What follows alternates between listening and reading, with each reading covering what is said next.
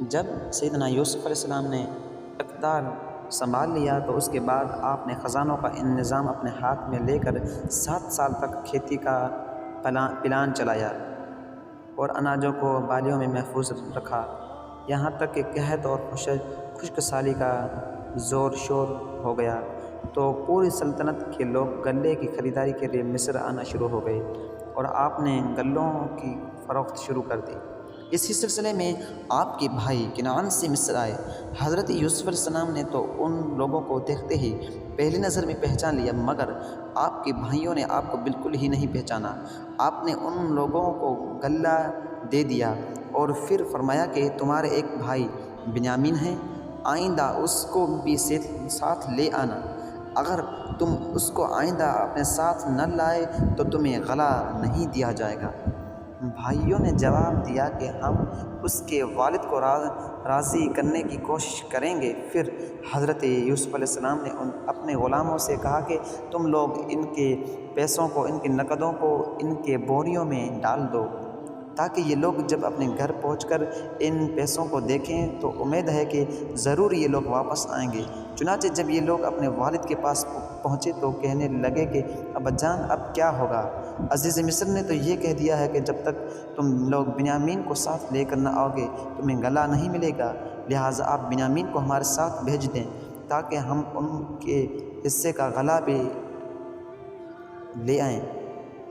اور آپ اطمینان رکھیں کہ ہم لوگ ان کی حفاظت کریں گے۔ اس کے بعد جب ان لوگوں نے اپنی بوریوں کو کھولا تو حیران رہ گئے کہ ان کی رقمیں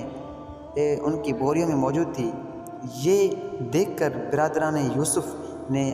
پھر اپنے والد سے کہا کہ ابا جان، اس سے بڑھ کر اچھا سلوک اور کیا ہمیں چاہیے؟ دیکھ لیجیے، عزیز مصر نے ہم کو پورا غلہ بھی دیا ہے اور ہماری پیسوں کو بھی واپس کر دیا ہے، لہٰذا آپ بلا خوف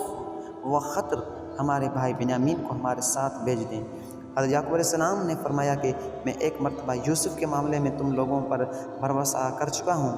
تو تم لوگ انہوں نے کیا کیا وہ میں جانتا ہوں، آپ بھی جانتے ہو،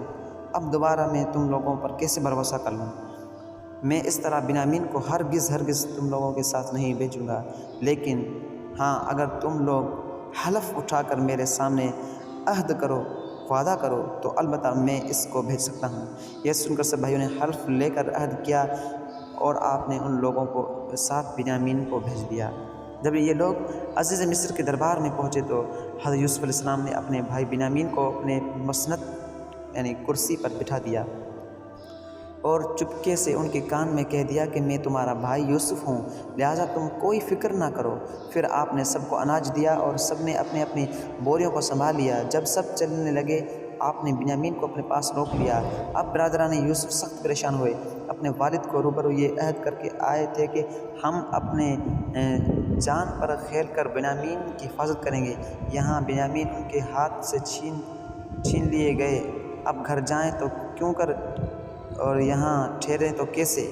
جب بنیامین حضرت یوسف علیہ السلام کے پاس آ گئے تو آپس میں بھائی کہنے لگے، جیسا کہ ہم نے پہلے بیان کیا، پھر وہ کہنے لگے کہ ان میں سے یہودا کہنے لگا کہ ہم اب پہلے بھی غلطی کر چکے ہیں، اب ہم اپنے والد صاحب کو کیا کہیں گے،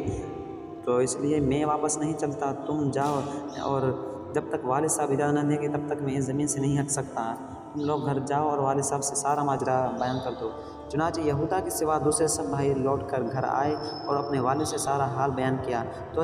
سیدنا یعقوب علیہ السلام نے فرمایا کہ یوسف کی طرح بنیامین کے معاملے میں بھی تم لوگوں نے حیلہ سازی کی ہے، تو خیر میں صبر کرتا ہوں اور صبر بہت اچھی چیز ہے۔ پھر آپ نے منہ پھیر کر رونا شروع کر دیا اور کہا کہ ہائے افسوس، اور حضرت یوسف علیہ السلام کو یاد کر کے اتنا رو کہ شدت غم سے نڈھال ہو گئے اور روتے روتے آنکھیں سفید ہوں گی۔ آپ کی زبان سے یوسف علیہ السلام کا نام سن کر حضرت یعقوب علیہ السلام سے ان کے بیٹوں اور پوتوں نے کہا کہ ابا جان، آپ ہمیشہ یوسف علیہ السلام کو یاد کرتے رہیں گے یہاں تک کہ آپ وفات نہ پا جائیں۔ اپنے بیٹوں پوتوں کی یہ بات سن کر آپ نے فرمایا کہ میں اپنے غم اور پریشانی کی فریاد اللہ عز و جل سے ہی کرتا ہوں، اور میں جو کچھ جانتا ہوں وہ تم لوگ نہیں جانتے۔ اے میرے بیٹوں، تم لوگ جاؤ اور یوسف اور اس کے بھائی بنیامین کو تلاش کرو اور خدا کی رحمت سے مایوس مت ہو جاؤ، کیونکہ خدا کی رحمت سے مایوس ہو جانا کافروں کا کام ہے۔ اب برادران یوسف مصر کو روانہ ہوتے ہیں۔